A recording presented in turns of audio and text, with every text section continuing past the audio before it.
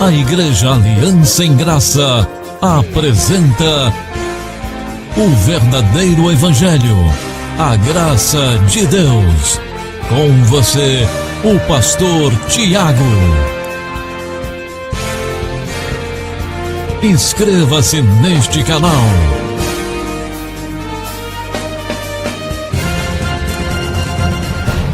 Pastor, e nada nos faltará. Amém? Isso tem que ser a base da nossa vida. Se os nossos olhos se voltarem para esse mundo, vai bater um desespero. Mas se os nossos olhos estiverem totalmente voltados ao nosso Deus, aquele que é o cabeça da nossa vida, aquele que disse: estarei convosco para sempre, aquele que nunca vai nos desamparar, então nós vamos sentir uma paz de espírito muito grande. Amém, irmãos? Você sente isso? Amém. Quando você pensa que o Senhor está conosco, quando os seus olhos estão sobre as promessas de Deus, há uma paz de espírito, né, irmãos? Uma tranquilidade. Você olha e você fala: não, mas o Senhor está comigo, está com a minha família. E aí nós vamos em frente. Assim tem que ser a nossa forma de pensar. Hoje vamos falar um pouquinho, irmãos, sobre o Deus soberano da igreja. Quero cumprimentar você pela internet que vai ouvir esta mensagem. Seja bem-vindo. Que a graça e a paz do Senhor Jesus esteja abundantemente na tua vida e no teu coração, e que toda palavra que for ministrada edifique a tua vida e a tua família, no nome do Senhor Jesus. Se você ainda não é inscrito nesse canal, se inscreva, vem estar conosco, participe e compartilhe as mensagens nas redes sociais e divulgue a palavra do Senhor. Amém? O Deus soberano da igreja. Deus soberano da igreja. Olha o que diz a palavra do Senhor em Hebreus. Pode passar. Hebreus capítulo 1 e versículo 8. Vamos ler e vamos orar, pedir a Deus a direção para que essa palavra encha os nossos corações. Hebreus 1 e 8. Mas do Filho diz: ó Deus, o teu trono subsiste pelos séculos dos séculos. Pelos séculos dos séculos. Cetro de equidade é o cetro do teu reino. Que essa palavra abençoe cada coração aqui presente e os que vão ouvir pela internet. Aleluia. Pai amado e querido, em nome do Senhor Jesus, é que nós nos reunimos, é que nós nos prostramos diante de Ti nesta certeza de que o Senhor fala aos nossos corações. Obrigado, Jesus, porque nós nos sentimos privilegiados. A Tua palavra é para os eleitos, é para os escolhidos, são para as ovelhas. Quem não é as suas ovelhas não consegue ouvir a Tua voz. Tua voz não penetra o coração de quem não são ovelhas. Por isso, essa pessoa que está ouvindo pela internet e a todos nós que estamos aqui reunidos, ouvimos a Tua voz, queremos ouvir a Tua voz, Pai, porque somos as Tuas ovelhas. Fala conosco e nos prepara para viver mais uma semana de vitória, mais uma semana onde somos todos os dias bombardeados por má notícias, mas o nosso coração vive firmado em Ti, nas Tuas palavras.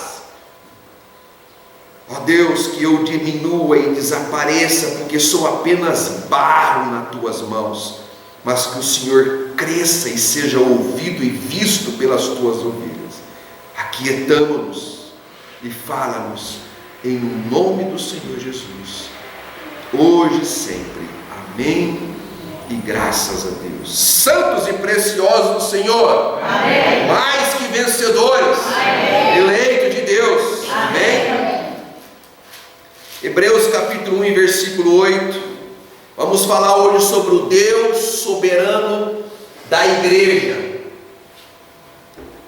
Você sabe que nós precisamos de constantemente lembrar disso.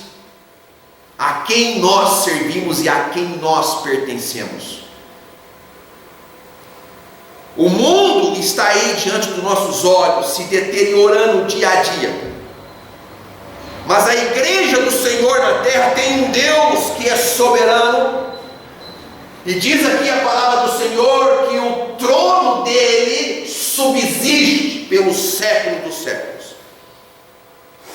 Quando a Bíblia fala isso, quando Paulo, que eu creio que foi o escritor aos Hebreus, ele diz que o trono de Deus subsiste por todos os séculos, ele está mostrando o Deus da igreja, o Deus soberano da igreja, um Deus que está no trono, está governando, e esse governo dele subsiste pelos séculos dos séculos.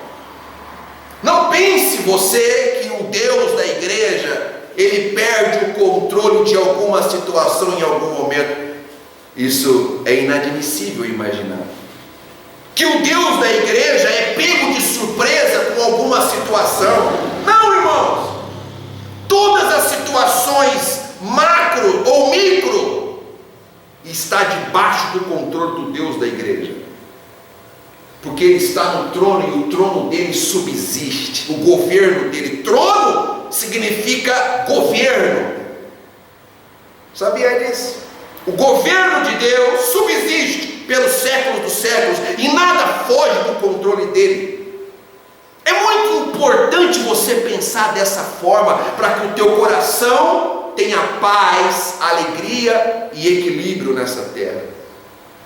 O governo de Deus é intocável, é inabalável e é eterno. Não pense você que os governos terrenos podem tocar no governo de Deus. Não pense você que alguma situação terrena pode abalar o trono de Deus, porque o trono dele subsiste, é inabalável. A igreja do Senhor na terra foi posta para acreditar em um Deus inabalável, um Deus intocável e um Deus eterno, irmãos. Amém? Amém. O mundo não vai crer dessa forma, porque o mundo não foi posto para poder crer assim. Mas nós fomos postos para crer dessa forma. Amém. Todas as vezes que você se dirigir a esse Deus, você tem que entender que esse Deus está no controle dos mínimos detalhes da nossa vida e dos detalhes mais macro que existe no planeta e em toda a terra. Porque a sensação que muitos têm é de que parece que Deus está fora do controle, que perdeu o controle e que todas as coisas parecem que está caminhando de forma aleatória e de forma a bel prazer. Mas não, irmãos. O escritor aos Hebreus vem e diz: olha, esse Deus está num trono que subsiste pelos séculos dos séculos. E ele fala assim, ó, o cetro de equidade é o cetro do teu reino. Sabe o que é cetro? Quem sabe dizer o que é cetro? Cetro.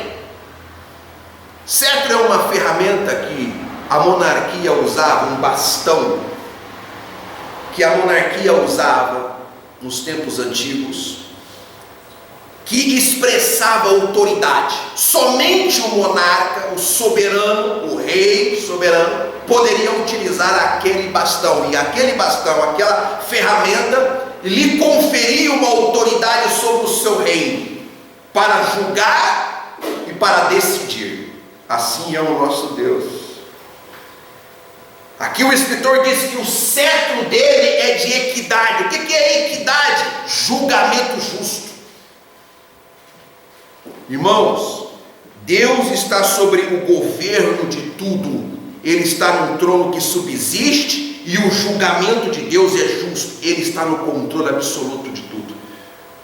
Por que eu preciso entender disso? Porque, amado, constantemente eu e você somos bombardeados por essa confusão política, por essa confusão do mundo, pelas guerras, pelas as má notícias, as coisas que estão aí acontecendo, e parece que tudo isso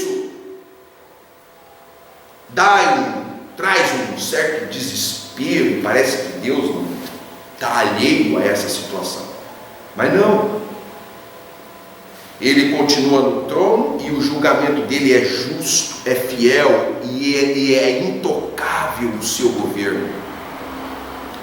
Olha, aqui nesse texto que vamos estudar hoje, o escritor ele mistura um pouco falando sobre Deus, sobre quem ele é Deus, sobre a soberania de Deus, sobre o Deus da igreja, e um pouco sobre as nossas atitudes com relação a esse Deus.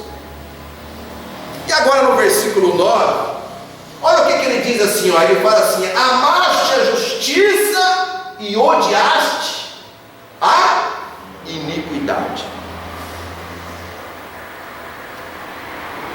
Aqui ele começa a falar sobre nós. Ele fala lá atrás de um Deus que está no trono e o trono subsiste, é soberano, o Deus da igreja, o julgamento dele é justo, e agora ele chega e fala para nós aqui que nós temos que amar a justiça e odiar a iniquidade. Por quê? Porque isso também faz parte do caráter desse Deus. O que é amar a justiça? A justiça do homem? A justiça do homem que nós temos que amar? A justiça do homem é um trapo de imundícia, irmão. Ela é cheia de interesses, ela é cheia de injustiças, podridão, mentiras, engano. A justiça do homem, a justiça do homem nunca poderá ser comparada à justiça de Deus.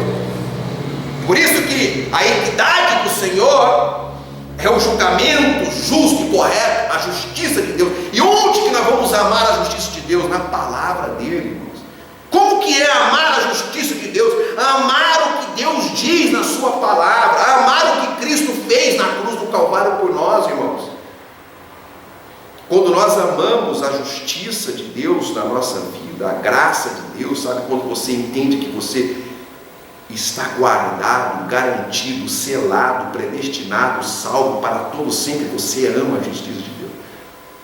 Mas quando alguma dúvida entra no teu coração, você está deixando de amar a justiça de Deus. Você não pode permitir isso. Ele diz: você tem que amar a justiça de Deus, e toda a iniquidade, toda a perversão desse mundo, você tem que ter prazer nela. É isso?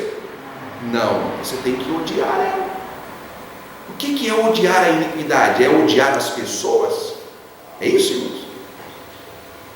É odiar os que são da direita ou que são da esquerda? Não. Odiar a iniquidade é odiar esse comportamento pervertido, maculado, que vai contra os princípios que Deus estabeleceu de convívio na terra. Você tem que odiar essa coisa terrível, onde as pessoas transformam o certo em errado e o errado em certo. Já viu como é que está o mundo hoje? O mundo hoje está vivendo com inversões de valores. O que é certo hoje se tornou careta, se tornou errado, mas o que é errado se tornou certo. Ser honesto hoje parece uma coisa estranha, principalmente no Brasil, onde nós temos uma perversão de caráter, de conduta, desde o alto escalão das autoridades constituídas até as famílias inteiras, vivendo um caos. Você vê, irmãos, as estatísticas dizem que existe 15 milhões de pessoas desempregadas, e eu, como administrador de empresa que sou, estou vendo todas as empresas precisando de gente para trabalhar e não acho. Uma perversão. Como pode ter desemprego se não tem? As empresas querem contratar e não tem quem trabalhe. Alguma coisa está de errado nesse negócio. Mas as pessoas, elas não querem construir uma caminhada, não querem somar forças. As pessoas querem viver na perversão de conduta, aproveitando situações, arrancando de um, arrancando de outro, vivendo aqui, vivendo ali, de forma a estar debaixo da iniquidade, debaixo da perversão que esse mundo leva as pessoas. Você não vê as famílias valorizando aquilo que é de fato de valor. Mas você vê famílias inteiras, irmãos, debaixo de conduta e de perversão desse mundo. Os valores cristãos não têm sido dados o seu devido valor. E aí, ele diz assim: quando você ama a justiça e vai odiar a iniquidade, você tem que olhar para aquilo que hoje o mundo diz que é certo e na verdade é errado, e você tem que passar mal. Você tem que odiar. Você não pode falar, não, mas mudou os tempos, sabe como é que é? Não, você não pode, você tem que odiar isso. É iniquidade. Aí ele fala: por isso Deus, o teu Deus, te ungiu com óleo de alegria. Olha o resultado de quem de fato vive uma vida olhando para a palavra de Deus, para os princípios da palavra de Deus. O Senhor te ungiu com óleo de alegria.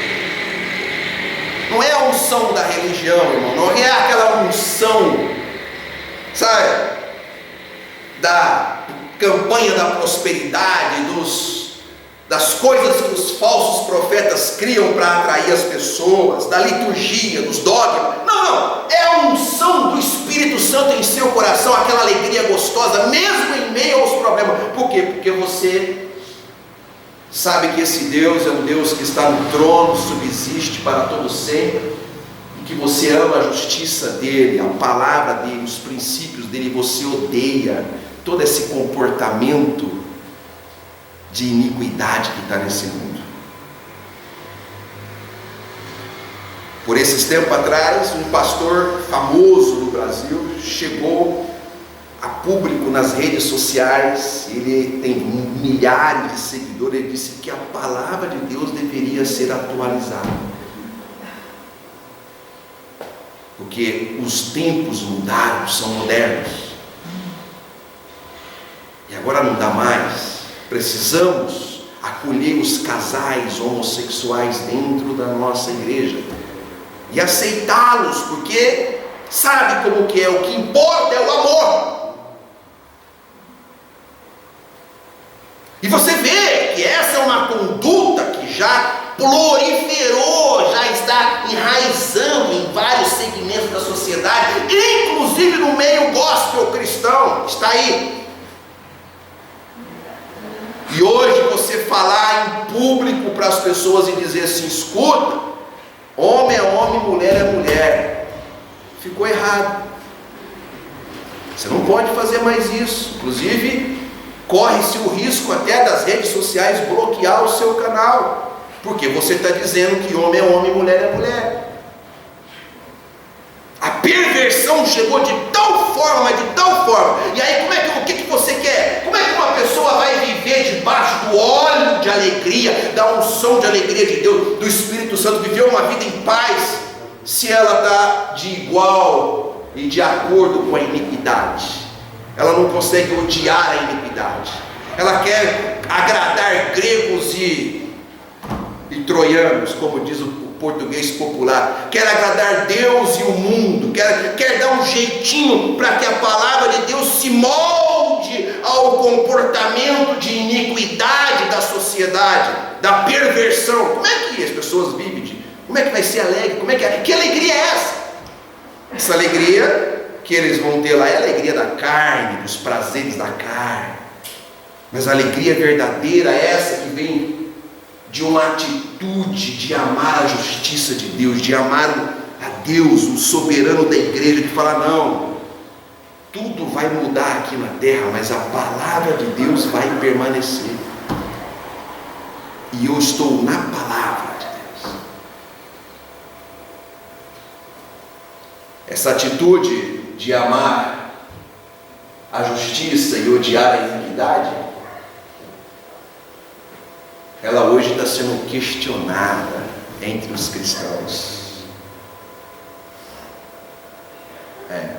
As grandes igrejas, as igrejas catedrais, as estruturas gigantes, elas estão evitando de explicar para o povo de Deus que eles precisam amar a justiça do Senhor e odiar a iniquidade. Elas trazem todos os outros tipos de assuntos para o povo: a prosperidade, a libertação, não sei o que, as campanhas correntes, as atividades, as reuniões, as coisas, mas não traz para o povo a verdade.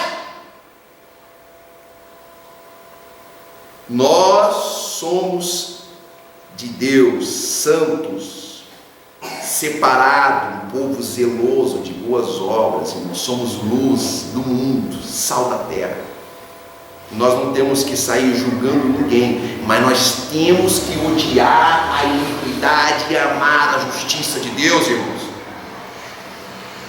Não dá para ser do Senhor Jesus, dizer que somos de Deus e assim, ainda assim, olhar para a perversão desse mundo e falar: é assim mesmo, tá bom, aqui também nós vamos acolher, vamos dar um jeitinho. Não, nada de jeitinho, nada de atualizar. A palavra do Senhor já é muito atual. Os desígnios de Deus, esse Deus que está no trono, o trono dele subsiste eternamente, ele não muda. Glória a Deus. E aí diz que ele vai nos ungir com óleo de alegria, mais do que os teus companheiros. Amém? Alegria do Senhor na vida de quem ama a justiça de Deus, de quem odeia a iniquidade na sua vida. A alegria de Deus é maior do que na alegria dos demais. A nossa alegria não é pelo carro zero, né, irmãos? Porque o carro zero depois vai ficar velho. A nossa alegria não é pela casa zero, nova, mansão. A nossa alegria é porque nós pertencemos ao Senhor Jesus, porque a justiça dele em nossas vidas nos produziu a salvação eterna, porque a presença dele em nós nos faz vivermos para agradá-lo e não para agradar a nossa própria carne. E aí ele diz no versículo 10, olha como é que é interessante. Ele fala assim: e tu, Senhor, no princípio fundaste a terra, e os céus são obra de tuas mãos. Aí, olha o Deus a quem nós servimos. Olha o Deus a quem nós servimos. É o Deus que está no trono, e que o seu trono, o seu governo subsiste por todos os séculos. É o Deus que criou todas as coisas. É o Criador, é o Salvador, é o Senhor da nossa vida. Como é que você, de manhã cedo, quando levanta os seus dias, como é que você se apresenta para esse Deus que criou e fundou a terra? Um Deus soberano. Você é chamado de herdeiro dele, filho dele. Nós somos chamados de filho de Deus, irmão. Um Deus que criou todas as coisas. Você não está servindo um governo terreno, um mito da vida. Você está servindo ao Deus Criador, poderoso. Não é um Deus mitológico, criado pela mente do homem. Esse Deus, ele não negocia os seus planos. Não, eu fiz um plano aqui, mas sabe como é que é? Não vai dar certo. Não. Esse Deus faz com que todos os seus planos se concretizem. As suas promessas são verdadeiras e eternas. Tem que se cumprir na minha vida e na tua vida. Ele criou desde as criaturas microscópicas, invisíveis a olho nu, até as criaturas macroscópicas. Ele criou todas as coisas. Você tem essa ideia do tamanho e da grandeza desse Deus? Ou você não consegue desenvolver essa capacidade de falar: mas a quem eu estou servindo? Não é um Deus qualquer, é um Deus grande, Ele criou todas as coisas. Como é que é a mente de quem entende que esse Deus fundou a terra? E sabe como é que Ele fundou a terra? Milimetricamente muito assertivo. A ciência diz que se o planeta Terra fosse um milésimo de centésimo de centímetro, pequenininho, uma coisinha minúscula, um pouquinho mais próximo do Sol, seria inabitável, porque o calor, isso aqui seria uma bola de fogo. Mas se ela também fosse um milésimo de centésimo, um pouquinho mais afastada do Sol, seria pura gelo. Também ninguém conseguiria viver nela. Deus calculou milimetricamente, disse: é aqui que eu vou colocar os meus filhos. Você tem noção disso, irmãos? Porque o mundo diz que o planeta surgiu, o universo surgiu de um Big Bang, puf, explodiu tudo, tá? Com essa precisão, certinho, bonitinho, tudo calculadinho, tudo bonitinho, tá? Eu prefiro olhar para essa palavra e dizer: bendito seja o Senhor, que no princípio fundaste a terra e os céus e criaste todas as coisas. Ele criou a luz e as trevas, foi Ele que criou, irmãos. Eu vou criar as trevas para que a luz brilhe aonde? Nas trevas. Ele criou. Eu vou criar o bem e o mal para que o bem vença o mal. Senão eu não tenho o que vencer. Vencer o que aqui? Ele criou, Ele fez todas as coisas conforme a sua vontade. E nós precisamos se prostrar somente diante desse Deus, irmãos. Nunca se prostre diante do que o mundo diz, diante dos problemas que surgirem na sua vida, diante dos nãos e diante das tribulações, das perseguições, das frustrações que esse mundo te colocar. Nunca se prostre, mas se prostre diante desse Deus aqui, ó, que criou todas as coisas. Mas, olha o versículo 11, que interessante. Muito interessante. Olha o versículo 11. Ele fala assim: eles perecerão. Eles são as criaturas dele, irmãos. Perecerão. Mas tu permanecerás, o Senhor permanecerá para sempre. E todos eles como roupa envelhecerão. Aí que está. Lembra da palavra da semana passada? Estamos dando sequência. Diz que tudo que o Senhor criou acaba envelhecendo aqui na terra, sim ou não? Você já viu como é que é? Você sabia que o nosso corpo, todos os dias morrem milhões de células nele? Sabia disso? E novas células são regeneradas, mas morrem. E a gente pode pegar o nosso corpo e dar uma esticada para cá, esticada para lá, e coloca silicone, e levanta o negócio, e faz, estica, faz e coloca, mas o corpo vai envelhecendo. Sim ou não? Vai envelhecendo. Você é uma árvore linda, ela brota, algumas mais tempo, menos tempo, mas depois você vê, ela também desfaz e apodrece, vira esterco. Sim ou não? Tudo envelhece, acaba. Mas o Senhor, o Criador, esse não. Esse permanece para sempre. Por que os nossos olhos não podem estar sobre as coisas desse mundo? Porque tudo vai envelhecer, tudo vai acabar, tudo vai deixar de existir. Mas a palavra de Deus e Deus em nossas vidas vai permanecer. Por isso que os teus olhos não podem estar nesse mundo e nas coisas que dizem esse mundo. Aí diz, vamos ler de novo: eles perecerão, mas tu permanecerás. O Senhor permanece para sempre. Já viu os governos como é que perecem? Perece ou não? Quem é mais antigo aí já sabe quantos governos que já passou, gente arrogante, passou, e vai passar. Perece tudo. Os impérios pereceram, irmãos.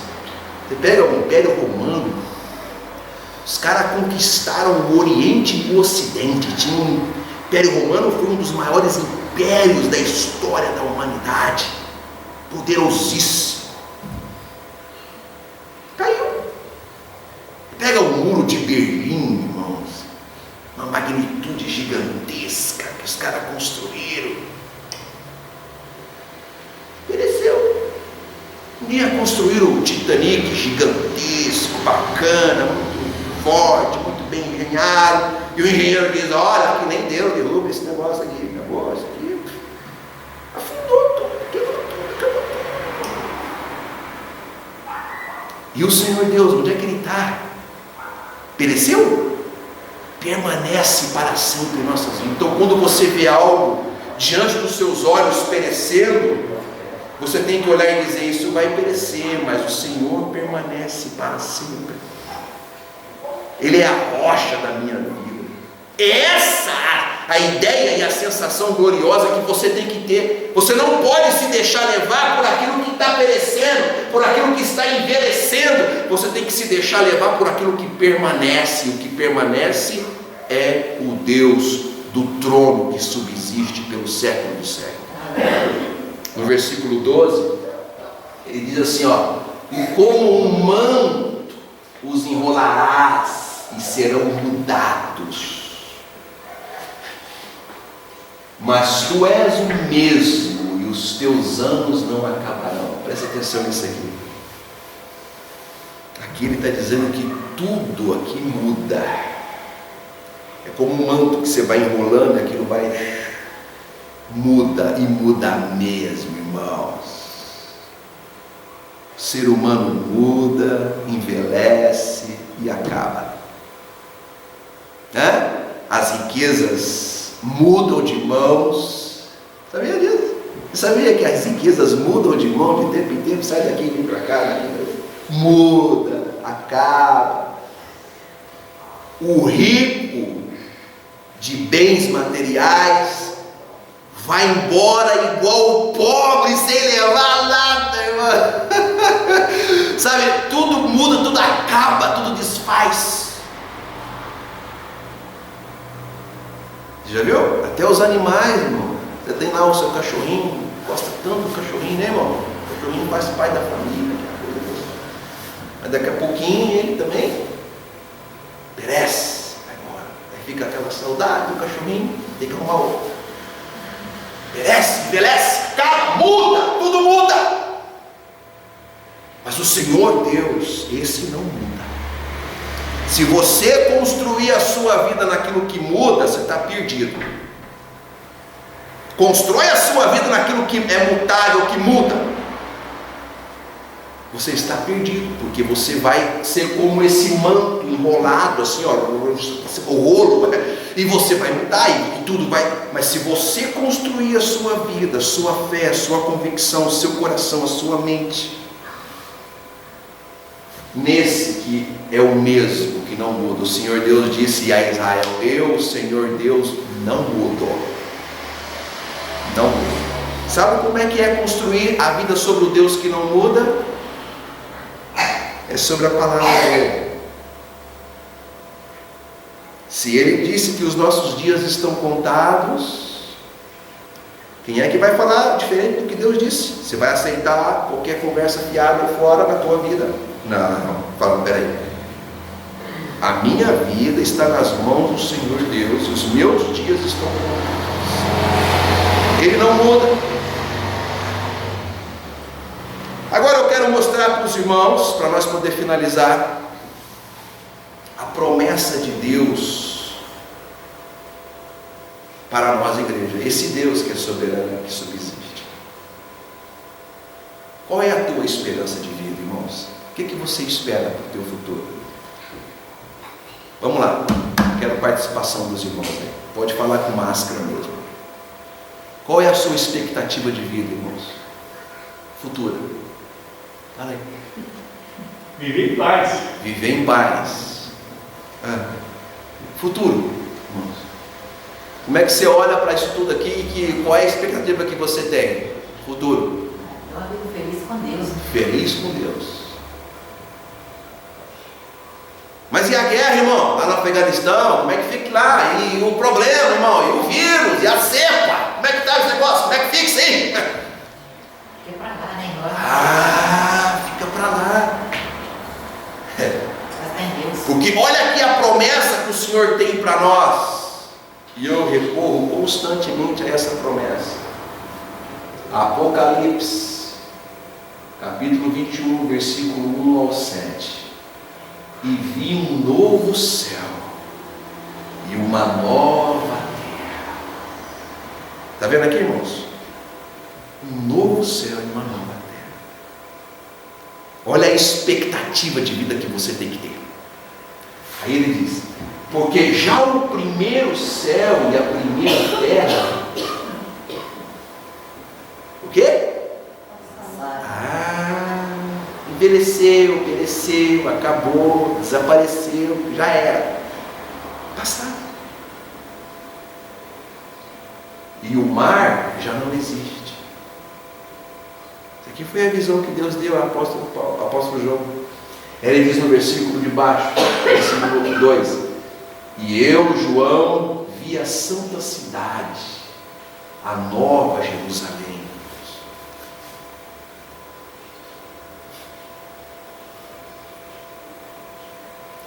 A expectativa de vida que nós temos que ter. Nova Jerusalém, irmãos, é uma cidade que foi construída, olha lá, que de Deus descia do céu, lá no céu, adereçada como uma esposa ataviada para o seu marido. Ele teve uma visão de todas as coisas sendo feito novas. Há uma promessa para isso. E eu vou depois, nós vamos começar um estudo aqui em breve, que eu nunca preguei sobre esse assunto, e nós vamos falar sobre esse assunto com bastante profundidade, sobre a nova terra.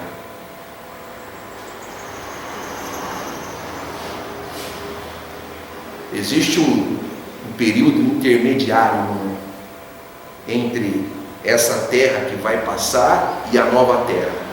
Esse período intermediário é o céu em que nós estaremos guardados esperando a ressurreição dos mortos. Mas após a ressurreição, que nós teremos a ressurreição, um corpo glorificado, você não será só espírito, você terá um corpo. Igual Adão e Eva tinham, e Deus mandou eles se multiplicar. O Senhor tem algo glorioso para as nossas vidas. Por que eu preciso entender e compreender essas verdades? Porque se você se voltar para aquilo que envelhece, que está passando, que vai passar, bate uma tristeza no coração, um desespero, irmãos. Se você for no mercado, se você for num açougue e ficar olhando o preço da carne, se você se fixar naquilo, bate um desespero, irmãos. Você precisa ter isso aqui no teu coração e falar: cara, vai ter um dia que vai ter uma nova terra e um novo céu, e eu vou participar de tudo que vai passar, e vai ter uma nova Jerusalém gloriosa vinda do céu que o Senhor construiu, e é lá que eu vou desfrutar de toda a eternidade da minha vida. Porque aqui vai ser 80, 90, 100 anos, isso é muito pouco, passa voando. Você lembra de quando você tinha 15 anos? Você lembra? Pois é, você já tem 60, 70, eu já estou com os 42. Passa voando, irmãos, aqui. Mas nós estamos falando de uma eternidade, e os cristãos não foram chamados por Deus para olhar para essa vida que é tão passageira, mas para uma vida além. O que é que nos espera de verdade? Sério.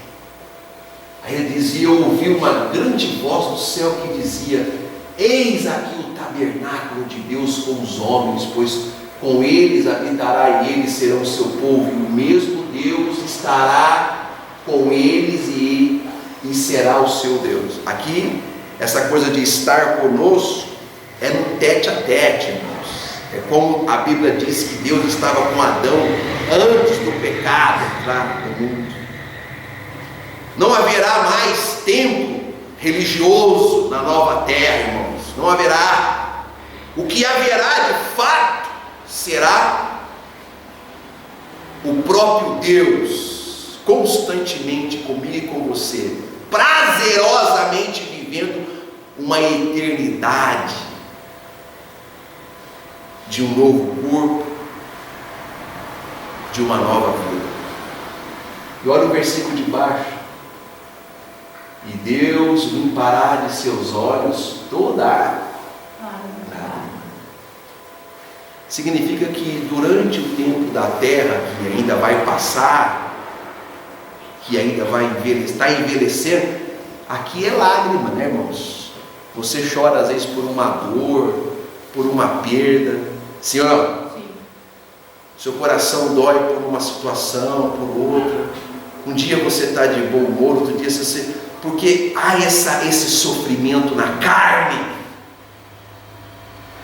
E enquanto nós estivermos nessa esfera dessa terra que está envelhecendo, vai ser isso aqui.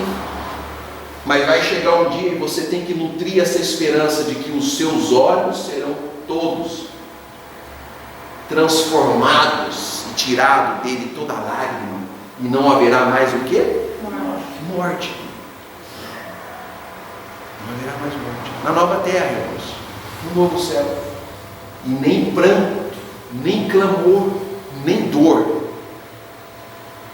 Pranto, clamor, dor, morte. Isso aqui são 4 coisas que acompanham a existência humana nessa terra. Mas originalmente, lá atrás, quando Deus criou o homem, Ele criou o homem sem essas 4 coisas. O pecado foi que destruiu e que estragou todas as coisas nas nossas vidas. Mas também faz parte de um plano soberano de Deus. Através de Cristo nós fomos resgatados, e o plano vai se concretizar quando o Senhor então nos der um novo corpo glorificado, igual ao de Cristo que foi. Você crê nisso, irmãos? Amém. Você crê nisso? Porque essa confiança tem que dar uma esperança maior na tua vida.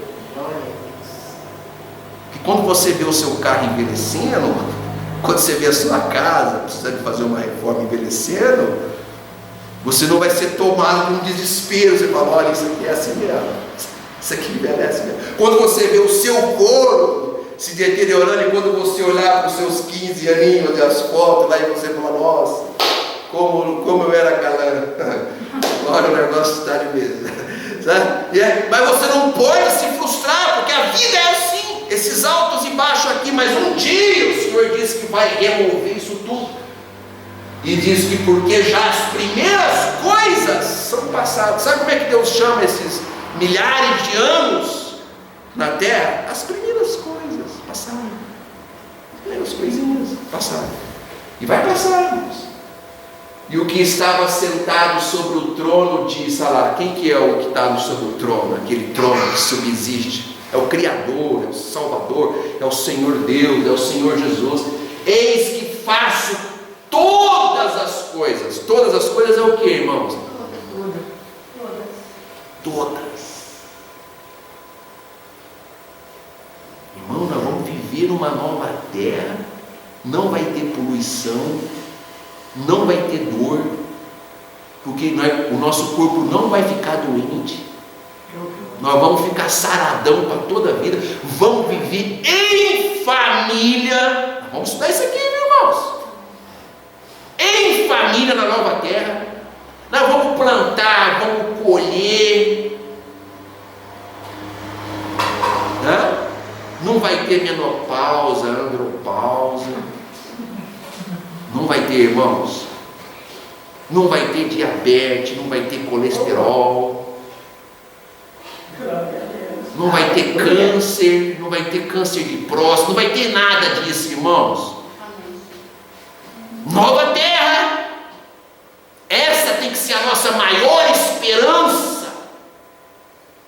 E não essas coisinhas daqui da vida, esses negocinhos de 70, 80, 90, 100 anos. Farei novo todas as coisas. Eis que faço novas todas as coisas. E disse-me: escreve, porque estas palavras são mais ou menos verdadeiras. Beleza? Não, são palavras verdadeiras e fiéis. Ele vai fazer tudo novo. Rapaz, mas vai ser bom, viu? Moico? Deve ter uma bolinha para nós jogar lá também, no Nova Terra. Para nós brincar, divertir um pouco, mas vai ter que trabalhar também, viu? Olha para a Bíblia, irmão, lá no início, o que Deus disse para Adão e Eva, antes deles pecarem? Mandou eles trabalharem, mandou eles desfrutar, falou que eles podiam ter o melhor e tal. O Senhor fará com que os seus planos se concretizem para a nossa vida. Nós fomos feitos por Deus para a glória dele sempre. E você pensa, irmãos, essa coisa toda de dor, de morte, de sofrimento, de pranto, isso não revela a grandeza de Deus na nossa vida. Isso mostra a nossa finitude e a nossa fragilidade humana. E o Senhor vai restaurar todas as coisas. E olha, Jesus, quando ele ressuscitou, que ele estava com o corpo novo lá, que colocaram o dedo lá na mão dele e tudo mais, ele ainda sentou com os discípulos, comeu, hein? Ele comeu, ó, pá, mandou uma xepa, ressuscitado. Você vai comer também. Já pensou, irmãos? Pastor, mas e o problema? Não, nós temos que fixar nossa mente nessa certeza. E aí você vai ter forças para enfrentar os problemas dessa terra. Foi assim que aconteceu com os irmãos nossos. Para terminar, e disse-me mais: está cumprido, eu sou o alfa e o ômega. Está cumprido, acabou. Para Deus, tudo isso que está dizendo aqui que acontecerá, o Senhor já disse, já está cumprido, já está feito, já está determinado, não tem como errar. O alfa e o ômega, o princípio e o fim. A quem quer que tiver sede de graça, lhe darei da fonte da água da vida. É lógico, quem é que tem sede? Cabrito ou eleito? Só eleito. E é lógico. Aí os irmãos nossos da lei falam: tá vendo? É para todo mundo que quer. Só que nem todo mundo quer. Porque só as ovelhas que vão querer. De graça lhe darei da fonte da água da vida. Quem vencer, olha quem vencer, herdará todas as coisas. Herdará todas as coisas. Quem é que vence, irmãos? Qualquer um pode vencer? Não. Quem vence, quem recebe a fé dos eleitos. Porque a fé é dos eleitos. A fé não é de todos. A fé é dos eleitos. Então, quem vencer? Os eleitos, os que receberam a fé de Deus, herdará algumas coisinhas de Deus. Herdará todas as coisas.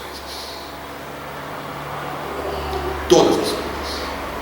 Aí sim, irmãos, olha, quando isso aqui acontecer, aí sim nós estaremos vivendo a plenitude da prosperidade de Deus em nossa vida. Aqui não adianta fazer campanha de prosperidade. Aqui não tem jeito. Nós temos que guerrear, irmão, lutar pela fé, pelos problemas que existem, atravessar, fazer o que os apóstolos fizeram, o que os nossos irmãos fizeram, e focar na eternidade, nunca desistir da sua caminhada com Deus. É assim que funciona. Mas não espere que essas coisas aconteçam nesse ambiente que tudo está sendo mudado e está envelhecendo, nesse ambiente finito que ainda está contaminado pela iniquidade, pela carnalidade do homem. Herdará todas as coisas, e eu serei seu Deus, e ele será meu filho.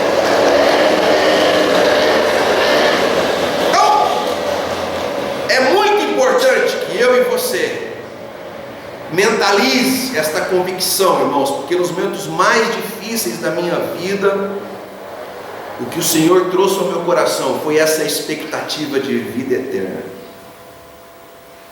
Eu nunca desejei tirar a minha vida, irmãos, mas eu já desejei deixar essa vida, essa existência tão cheia de instabilidade humana, tão cheia de coisas pervertidas desse mundo, para estar com Deus. E muitas vezes, em momentos difíceis, de problemas, de situações, o que o Senhor trouxe ao meu coração é esta convicção. Esse capítulo 21 de Apocalipse diz: um dia todas as lágrimas serão tiradas dos nossos olhos, e o Senhor nos fará introduzir em um ambiente de justiça, de paz, pleno, absoluto e de prosperidade. Que essa palavra te dê força para você seguir a tua vida essa semana e todas as demais semanas. Assim seja. Amém. Assim diz o Senhor dos Exércitos. Você acabou de assistir a mensagem em graça com o pastor Tiago. Venha participar em uma de nossas reuniões.